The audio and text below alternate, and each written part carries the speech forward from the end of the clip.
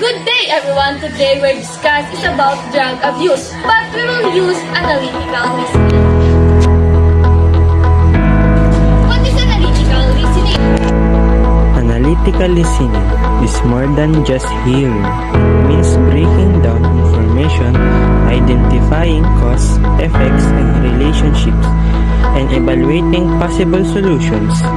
We will apply this skill today to address our chosen issue. One major issue discussed in symposium how peer pressure influenced by young people try illegal drugs.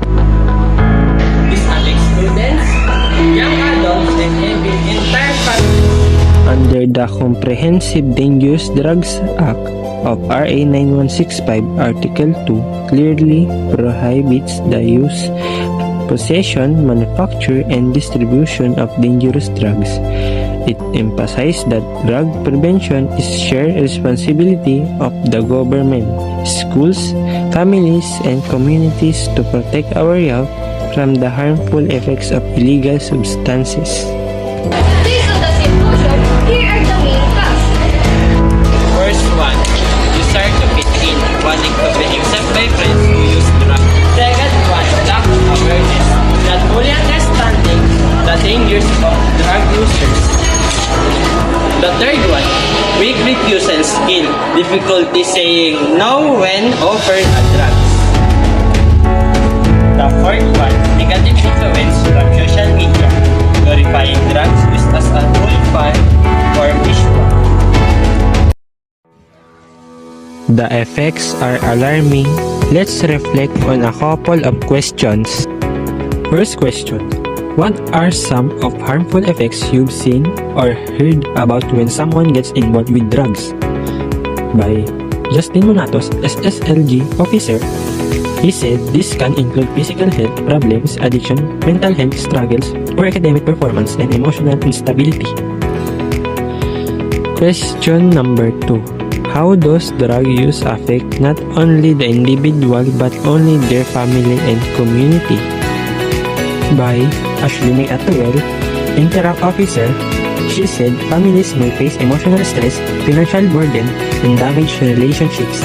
Communities might experience higher crime rates, loss of productivity, and a weaker future workforce. By thinking about these questions, we can better understand the widespread impact of drug use and why it is essential to take action. But this is the realistic solution we propose. The first one, peer education program, train young leaders to spread drug awareness and positive influence. The second one, tech skill training in school, teach refusal skill, decision making, and confidence building. The third one, social media awareness campaign, counteract harmful trends with truthful, engaging content about the risk of drugs. Parental guidance and open communication.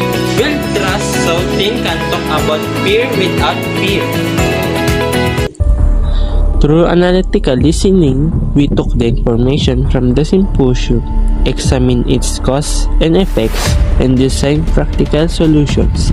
This skill helped us not only understand problems better but also create meaningful action plans.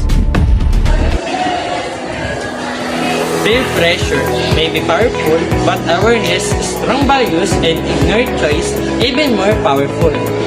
Let's listen carefully, think critically, and act decisively to protect ourselves and others.